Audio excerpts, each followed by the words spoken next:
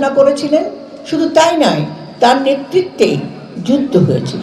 এবং সবচেয়ে বড় কথা, আজকে যেই কথাটা আলোচনা হচ্ছে সেটা হলো, তিনি খুব স্বল্প সময়ের মধ্যে তিনি এমন একটা বাংলাদেশকে আধুনিক বাংলাদেশে রূপান্তরিত করেছিল, যা কিনা ছিল সেই সময় অবিশ্বাস্য।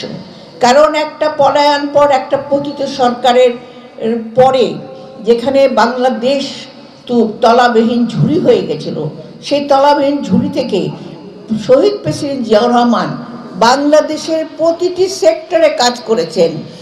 নারী, শিশু, যুব, শ্রমিক, স্বাস্থ্য এবং প্রতিটি জায়গায় যে স্বপ্ন নিয়ে যুদ্ধ হয়েছিল আমাদের মৌলিক অধিকারের জন্য, অন্ন, স্বাস্থ্য, বাসস্থান এবং শিক্ষা, সেই লক্ষ্যে তিনি কাজ করেছেন।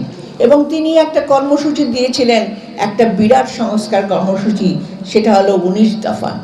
সেই 19 দফার মধ্যে কিন্তু দেখবেন আজ পর্যন্ত কোনো সরকার, বৈধ অবৈধ কোনো সরকার তার বাইরে যেতে পারে নাই। সেই 19 দফাকে নিয়ে কিন্তু তারা কাজ করছে।